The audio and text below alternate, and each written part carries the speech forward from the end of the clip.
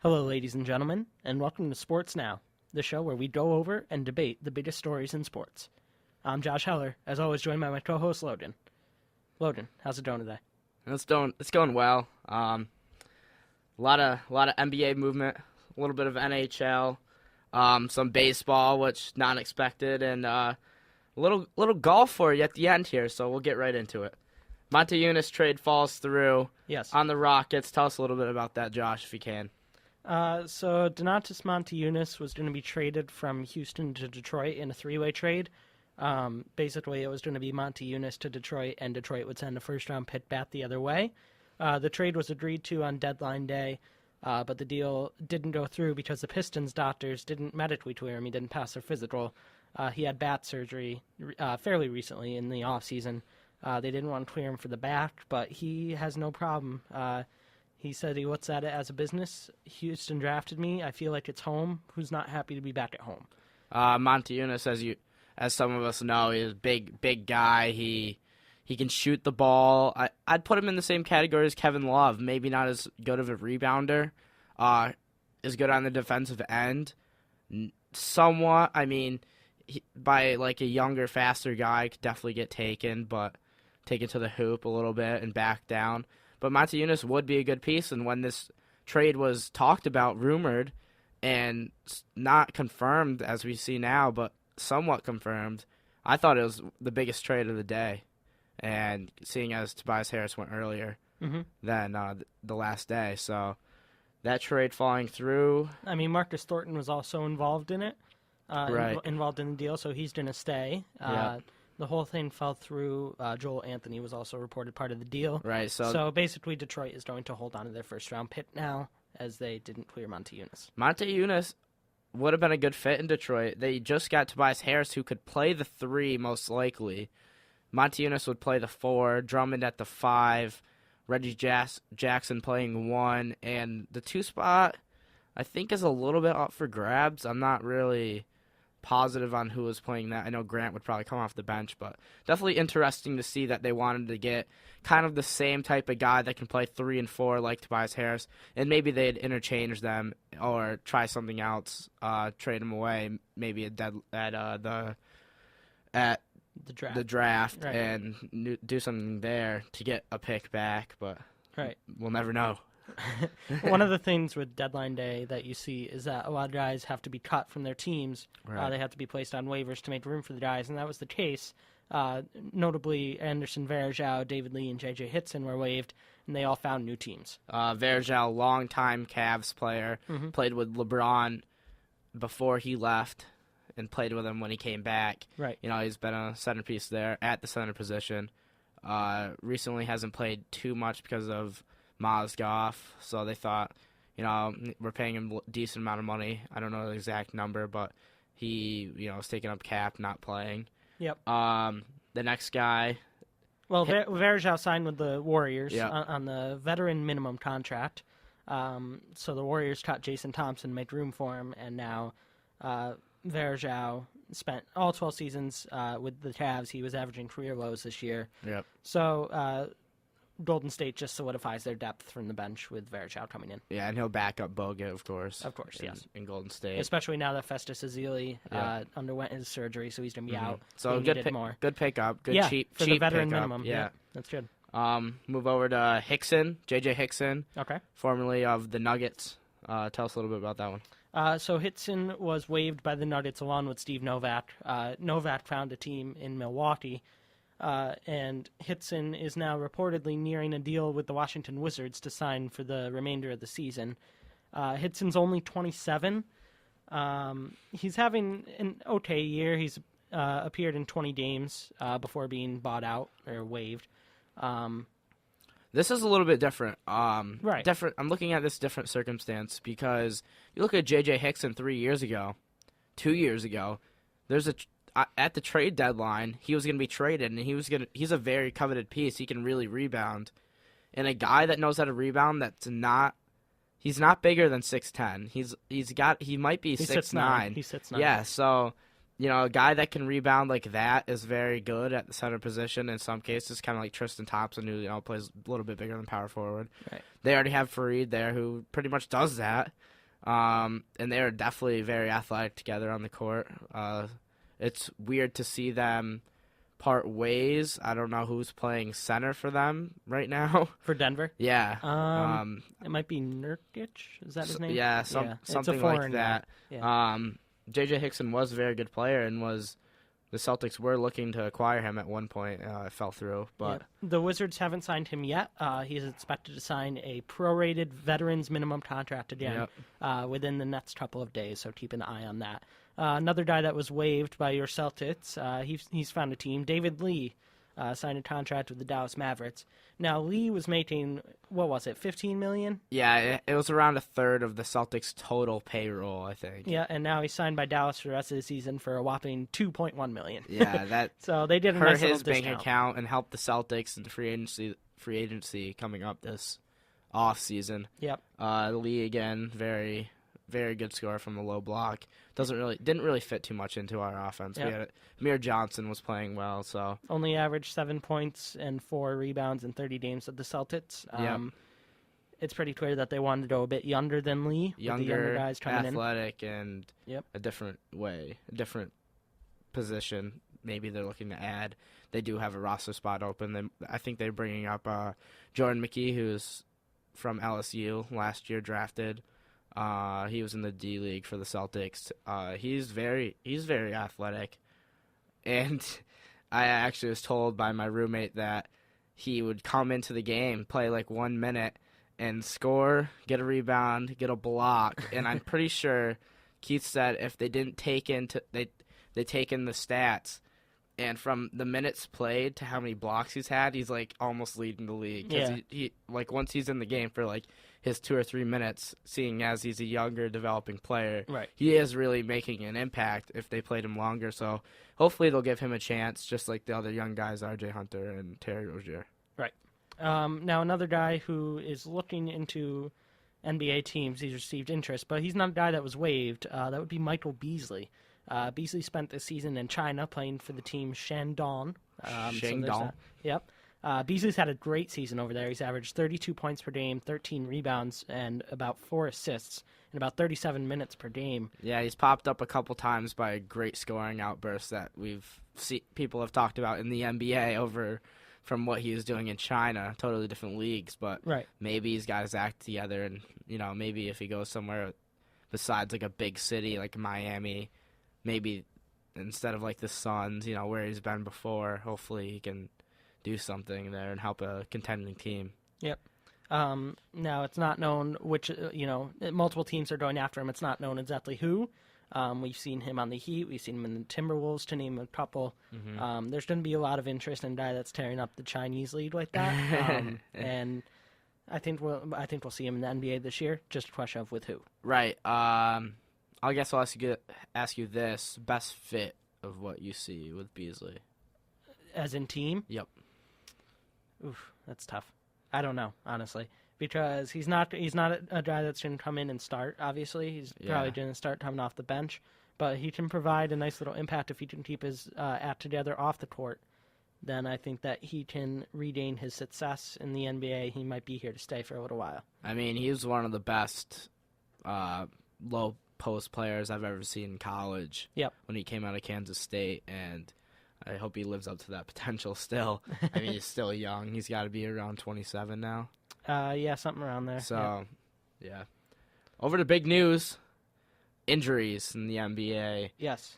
The big guy in Memphis, their team's been struggling a little bit of late. Marc Gasol, foot injury. What's his timetable on that? He is going to miss the remainder of the season. Wow. He had surgery to repair a fracture in his right foot. Gasol was having a pretty good season, 16.6 points per game, 7 rebounds, 3.8 assists. Was he selected to the All-Star? I think I'm pretty sure he was and was replaced, yeah. Yeah. The team expects him to make a full recovery for next season. He's a good player. He suffered the injury back in February. Mm-hmm. It's still not known if he's going to compete in the Olympics and represent Spain. Which is actually besides the NBA, it's a very hot hot topic because Yeah. Spain looks to, a very, very well-formed team over there. Yep. Other teams include, like, Canada and, of course, the USA. So. Right. The Grizzlies right now, 32-23, fifth in the West. So that's a big blow for them. I still think they'll sneak into the playoffs, but it's going to be a lot harder now to make it past like the first round, per se. Another guy that had season-ending surgery on his foot, Miami Heat guard Beno Udrih. Who used to be on Memphis last year. Former Grizzly, former Knick as well. Yep. He's the second Heat guard that's out for the season, as well as Tyler Johnson, who had shoulder surgery.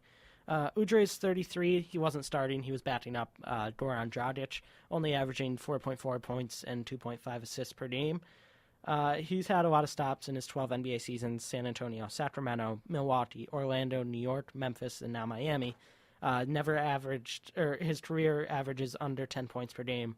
So it's not a huge blow for them, but that takes a blow to their depth, as Dragic is now going to have increased minutes, as he's going to have to play more in in Udrih's absence. Yeah, which he's been not as good as he was with the Suns, of course.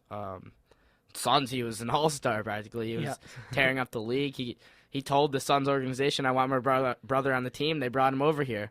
So that's how good he was on the Suns. He actually had some say in the front office, and now in the Heat, you don't hear about him anymore. Just Dwayne Wade's a good season, Bosh's struggles, and Whiteside's anger issues. Yes. So we move on from that. 76ers news, and whenever the 76ers are talked about, it's usually not good. Yeah, usually not. But in this case, I don't even know if it's good in this case. They just missed out because this young point guard over in Atlanta has a bright future. Dennis Schroeder is the point guard of the Hawks. Now, if you remember, the Hawks were thinking about trading Jeff Teague because Schroeder had become so good. Right, out of Germany, of course. Yep. Reports now are coming out that the 76ers had tried to give up a lot. They offered a substantial offer to the Hawks to get Schroeder in, but the Hawks rejected the deal. And now the Sixers plan on giving Schroeder the max contract offer when he is a restricted free agent after the 16-17 season. So I just want to pose this one thing. As I just read, Schroeder's going to be a free agent at the end of the season. As I just saw, point guard whose stock rose this season, expect to have plenty of suitors when he becomes a free agent this summer. Okay. This says 16-17, but I'll take your word for it. Okay. All right. So if he's going to become a free agent and they're trying to trade Teague, who's gonna play point guard? He's gonna get more money somewhere else than Atlanta unless they really want him back. They don't. They're good guys. They're old. I think they're gonna actively shop both, and whoever stays, try to get rid of him maybe at the draft. Possibly, but I think whoever stays is gonna be the guy. I feel like obviously they like Schroeder more than Teague, but I feel that whoever they have, and that's just the way it's gonna be there. The 76ers obviously a rebuilding team, not exactly contending, so Schroeder wouldn't have been really a good fit for this season. They absolutely have no chance of getting into the playoff hunt at all. Yeah. So this is a move for the future. This would have been a move for the future. So that deal was including Nick Stauskas, like you said, right? I'll take your word. I didn't say that. But. All right, so Nick Stauskas, point guard Ish Smith, both from 76ers, and a 2016 first-round pick, which is going to be a high pick. It had to be someone else's, though. There's no way that they would give up Probably not. Their number one. Well, that's pretty close. Yeah. LA's not too good either, ladies and gentlemen. Yes. If you haven't seen. We'll move on from that, though. Yeah. And we will talk about Jimmer for that. Yeah, I want Jimmer. Jimmer time. Yes. Josh, take it away. So the Knicks are bad. End of story. You said you think they'll make the playoffs. I don't think they will. Not right now. With good Carmelo's answer. Yeah, good answer. Who knows? They're 24-34. So they decided to sign Jimmer Fredette, who was tearing up Westchester, made it to the All-Star Game, won All-Star Game MVP. They signed him to a 10-day contract. Yep. Fredette came off the bench in his first game in the final 2 minutes. because the crowd was cheering, "We want Jimmer." Yeah. Which I was They doing should that just at start home. him. Yeah, exactly. And in the 150 that he played, he had a shot, a 3-pointer, and he made it. Oh, So nice. welcome to New York, kid. I'm going to have to look that up. Everyone else look that up, too. Give him support. He definitely he had a needs it. shot, an assist, and a turnover. So. Welcome to New York. He's from here. Yeah, exactly. He knows what he's doing. Maybe this is what he needs. He likes the bright lights. Maybe he just needs to get out of Sacramento, get out of Chicago. But does he like the bright lights? He played at BYU. That's not exactly, Yeah, but it's not a Duke. once he hit the tournament, he just turned it on. No, I know. The Yeah, biggest stage. So I get that.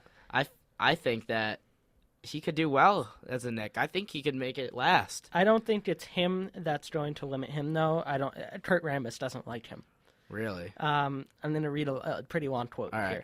here. He's going to have to exhibit bringing something to the table that's better than what we already have here. He's going to have to outplay somebody. I'm not going to displace somebody that's been here all year and has been working hard in practice, and we kind of know what the individuals on the team bring, their strengths and weaknesses. So if there's something he can bring that's a little bit better, then he'll get an opportunity. It's really hard to just throw somebody in like that, but we'll see. All right. So before you respond to that quote, Yeah. read the record one more time and tell me 24 and what 34. the other guys have done that has really made a difference. I don't Exactly. care if you've been there the whole year. This is an association. This is the NBA. If one guy's not getting it done, don't you want someone else to come in and try? Let's look at the point guards. Okay, Jose Calderon. He's all right. All right, Jerry and Grant. I like Jerry and Grant. Yes, I like him I too. like Langston Galloway a lot. Yes, I feel like he was the guy last year that Jimmer is right now. Yeah. And 10-day contract and then he extended. actually played well, and I hope that they give him a chance. But I think he should play over Sacha Vujicic. I feel like Yes. Jimmer can shoot better than Vujicic. Vujicic is a good shooter. Yeah, But I mean, Aaron this Flalo's team, man, very, very good shooter. But Yes. I mean, they need someone to shake up the roster, and I feel like there's the years where we think we have it together. We think we have a team that can make the playoffs and maybe win a first round, and make a couple good deals and start something here with Carmelo as their focal point. They got Porzingis. Yeah. Kristaps Porzingis in the draft. Yep. It's just him and Carmelo. Antetokounmpo, the young kid, of course, his brother. Tiancis.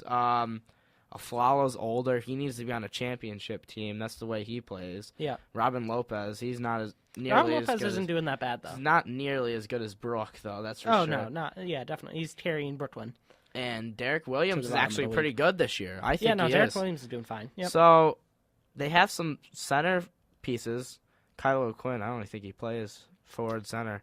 He plays every Probably now like a and then. bench warmer. They brought him in as a free agent.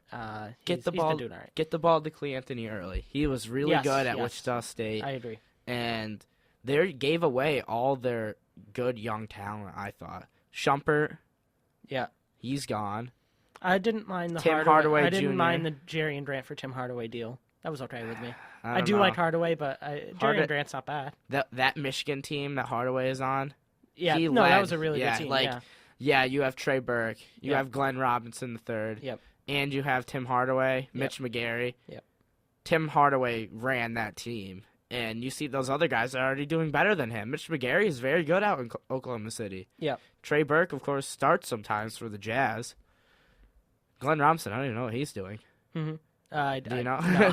He was Off the top of my good. head, no. He was good. I don't know, but hopefully the Knicks can make some deals. I'd like to see them, just be behind the Celtics all the time, but maybe make the playoffs and pull a little Jay Lynn action with Jimmer Fredette. All right, Jimmer Fredette for both your first-round picks. Deal? No. All right. Moving on to something Josh cares about a little bit more than Jimmer Fredette. It's a bit more than Jimmer. All right. NHL. Yes. Jaromir Jagr made headlines this week. He passed Brett Hull for third all-time in NHL career goal scoring. Hull was at 741. Jagr's at 742. He now trails only Gordie Howe with 801. Maybe he can catch him. I mean, Jagr is 44, but he wants to play till he's 50. And Wayne Gretzky has 894. Nobody's going to catch that one. Gretzky's a monster. But Jagr, the All-Star, it's just an example of, He's not going to quit. He was a Rangers captain. He's had 50-goal seasons. He's had 40-goal seasons, so on and so forth. Yoder's a guy that he doesn't really need to skate that well when he has a shot that good, and even when he plays nationally, he's able to help carry that Czech Republic team. So Jaromír Jágr is just an amazing human, pretty much. So can I ask you, Jágr, what has he been averaging, let's say, a couple past seasons, and what is he going to average this year in goals? Or what's he going to have? Or averaging, actually, would make it easier for me. Probably somewhere between, 15 and, 25. On the season? Yeah, I don't think he can. He can. What was the number he was at again? In his career? Yes. 742. So do you think he's going to break the 800? If he plays a couple more seasons. You think, so we're looking at maybe 3 more seasons of good play from him, maybe 25 goals? I'll say 2 more seasons. 2? Two more seasons. Yeah, so look out for that one. Yeah. Because that's history. You're third in all-time goals. People don't appreciate Jaromír Jágr enough. I mean, hockey's up there with. I mean, it's not close in contact. It's pretty high to the NFL, but that's pretty good when you're still making an impact at this age. It's like A-Rod on the Yankees. Yep. You don't expect it, but third all time is pretty good. Nobody appreciates him enough. Jaromír Jágr is just amazing the way that he's able to play. We move from that to the Maple Leafs continuing their rebuilding, and I love what this front office is doing. First, the Leafs traded Sean Matthias to Colorado for AHL forward Colin Smith and a 2016 fourth-round pick. Matthias had 17 points in 51 games this season. Smith has been doing very well in the American Hockey League. He has 34 points in 54 games for the San Antonio Rampage. That's pretty good. Colorado's AHL affiliate. Yeah. He's going to come over to the Toronto Marlies as they have the best record by far in the AHL. Calder Cup favorites, definitely. And then a few days later, they made a bigger trade. They traded Roman Polak in his meh contract, along with Nit Spalling to the San Jose Sharks for 2017 second-round pick or 2018 second-round pick, and Rafi Torres. The thing with Rafi Torres is that they loaned him back to the Barracuda, the Sharks AHL team, instead of keeping him on the AHL Marlies. So they're going to keep that chemistry together on the Marlies as they try and make a run for a Calder Cup. The Leafs have a very good shot at breaking the record for draft picks in a single draft. I believe they're up to 14 now. Wow. Total picks this year. 14 out of... They're 7 rounds. All right. Yeah. So I believe the record is just shy of 20. It was set a couple of times. And they still have a bunch of pieces left as the deadline is coming up this Monday. All right. So they have guys like P.A. Parento, Michael Grabner, and Brad Boyes that are probably going to be gone. I definitely see them breaking the record. It's fun to watch that front office of Mark Hunter, Kyle Dubas, Brandon Shanahan, Lou Lamoriello, and Brendan Pridham do what they're doing with the rebuilding, taking advantage of the tanking system. Maybe they'll get Austin Matthews come the draft. Maybe they'll get Steven Stamkos come free agency, and all of a sudden you've got a contender. And that's just how rebuilding works. I wanted to ask you real quick. Yes. The AHL seems like a pretty good development league for it is. Yes. Underneath the NHL, and it's actually widely watched by a lot of people because of the play that it gets. Sometimes the younger stars there are going to be playing very soon. Do you think other leagues need to, not NHL, not hockey leagues, but other sports leagues need to look into how they do this? Because a lot of people, they'll watch AAA games, but the competition's just kind of I'm waiting around, trying to get up there. I'm going to answer your question with a question. All right. Have you ever watched a D-League basketball game? On TV? Yes. 3 minutes of the Red Claws. Okay, there you go. So, yeah. Especially with the D-League. But nobody a lot of people watches that. A lot of people watch the AHL, right? Yes. Oh, yeah, for sure. So, I mean, Albany Devils are about 10 minutes down the road. Exactly. Yeah. So that's why I was it's a lot. They get a lot of press, and I feel like if other organizations took maybe what they do, try to unify a lot of leagues and a lot of national leagues that are taking away from these young guys, try to get them over here, we'd have more entertainment to watch younger guys play. Yep, AHL is fun. All the Canadian junior leagues, the Western Ontario and the Quebec Major Junior are fun leagues. The leagues in Sweden are really fun, especially the SHL. And then, of course, the KHL in Russia is awesome. Right. So we move on from the Leafs. Quick swap between the Canucks and the Calgary Flames. The Canucks send once a big-time prospect, Hunter Shinkaruk, to Calgary for not Mikhail Granlund, but Marcus. Marcus Granlund is basically just a fourth liner at this point, and not a great one at that. And Hunter Shinkaruk has really good potential still. Just a really confusing move from the Canucks standpoint, trading away such a good prospect in Shinkaruk. He's still taking a while to make the NHL, but at this point, Jim Benning, I don't know what he's doing over there. I feel like he thinks he's a contender, but he's actually basement of the league at this point. Another trade, the Capitals increased their defensive depth by trading a 2017 third-round pick to the Buffalo Sabres for Yannick Weber. The Sabres will retain half of Weber's salary. As the Sabres try and do something like the Leafs, they're stocking up on draft picks. They're rebuilding. They just got Jack Eichel with Evander Kane now and Ryan O'Reilly. You could see them and the Leafs in the Eastern Conference Finals come a few years from now, and that's going to be really fun to watch with all the young guys. So that's all for trades for this time. The deadline's coming up on Monday, so we're definitely going to see a lot more trades. Monday, I'm just going to be in my room all day watching deadline coverage. I'm not going to class. Nice. I'm not going to class. You heard it here first. Yeah, sorry, Mom. We moved to some injury news. The St. Louis Blues are going to lose Alexander Steen for at least 4 weeks with an upper body injury. Steen was a very high contributor on the wing along with Vladimir Tarasenko and Jaden Schwartz, so that's a big blow. They also lost Brian Elliott. He was placed on long-term injured reserve. The Philadelphia Flyers, if you remember, we did talk about Michael Del Zotto being out for a little while with a wrist injury. He just had his surgery, and now he's out a long time, 3 to 4 months, recovering from his wrist surgery. So they will look to Shane Gostisbehere and Radko Gudas to step up in the absence of that, as well as Mark Streit. And lastly, the Sabres are going to lose Ryan O'Reilly for 3 to 4 weeks with a lower body injury. He's their best forward, especially with the slumping Evander Kane, but now he's picked it up as of late. Jack Eichel's up there as well, but O'Reilly's going to be a big blow. Maybe that puts them closer to getting the first overall pick in this coming draft. That's all I got for Hockey Hour. Where do we move next? The crack of the bat, the MLB. All right. Orioles signed Dexter Fowler to a 3-year, $33 million deal.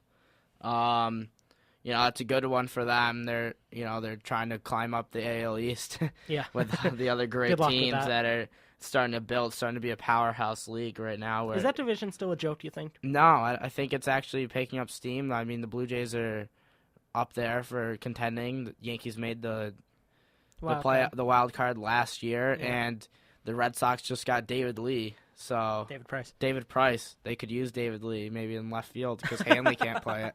He's going to play first this season, though. Oh, that might help him. Yeah, there you go. No, Buckner situation. Yeah, have fun with that. And then you got Pablo Sandoval, too.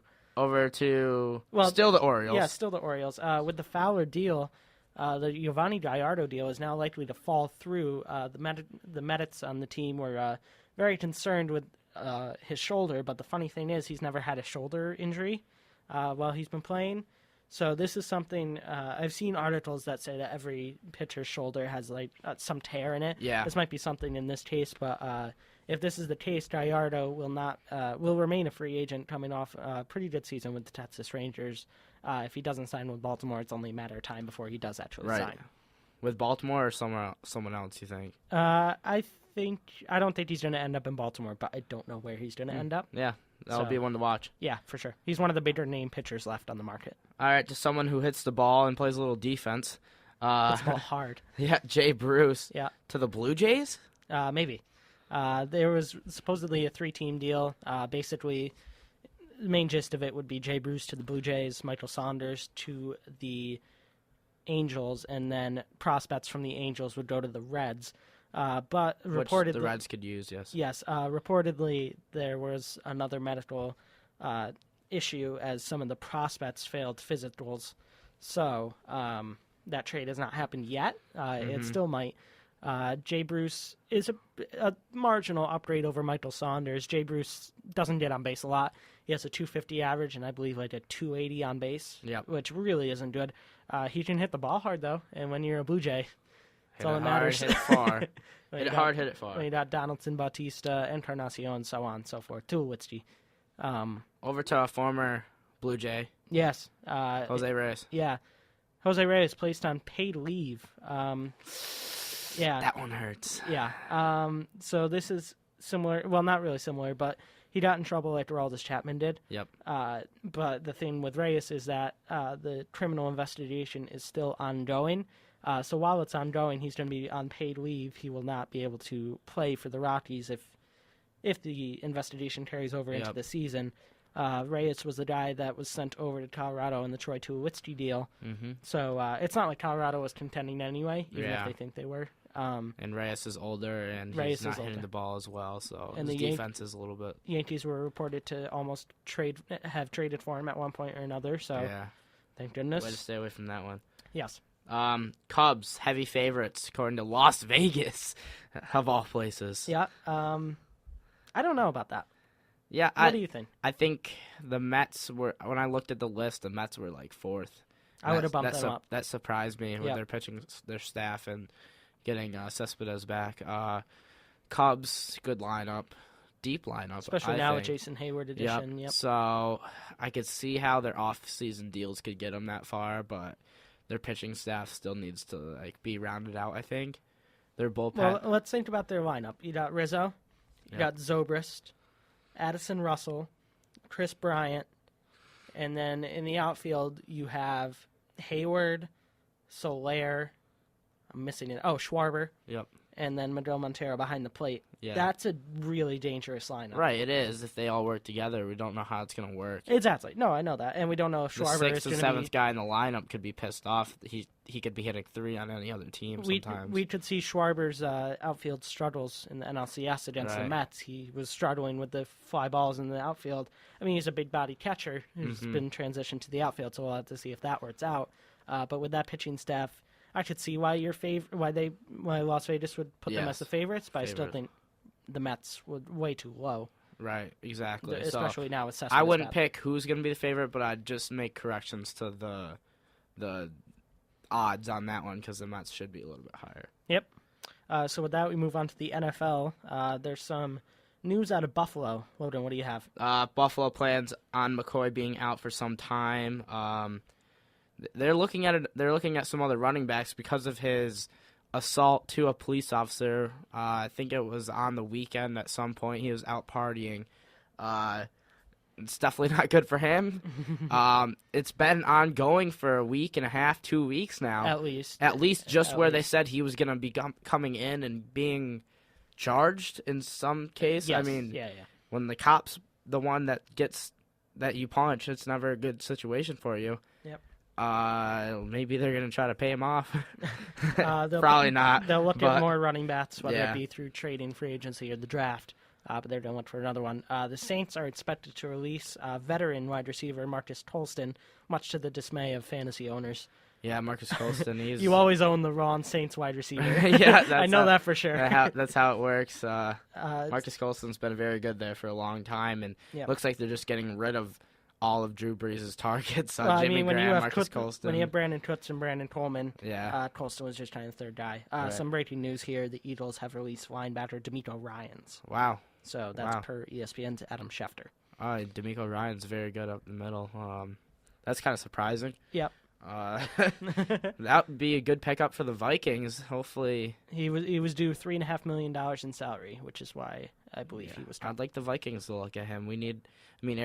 Aaron Kendricks has been very good for us this past year as only a rookie, but Greenway's older. Barr's playing great. Be a good person to put there in the middle. Before we wrap it up, I see here you have some news on Tiger. Yeah, Tiger.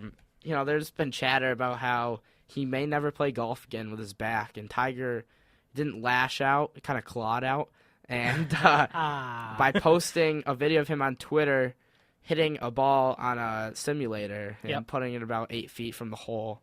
His swing didn't go back all the way. It wasn't back to parallel. It was not even close to parallel. He's still trying to get back from his back issues. But someone had put out something saying Tiger was never going to play golf again, and it was just absurd. And his agent completely declined the statement from whomever it was. And Tiger decided to take it into his own hands, and he was the #1 story on SportsCenter this morning. So I guess we'll leave with that. Yep. You got nothing else to add today? No, nothing else. All right. Well, thanks for tuning in today. Make sure to follow our show on Twitter at RSR Sports Now. You can follow my personal account at Josh Heller20. Logan, At Logan Ripley, Logan_Ripley, all lowercase. all lowercase.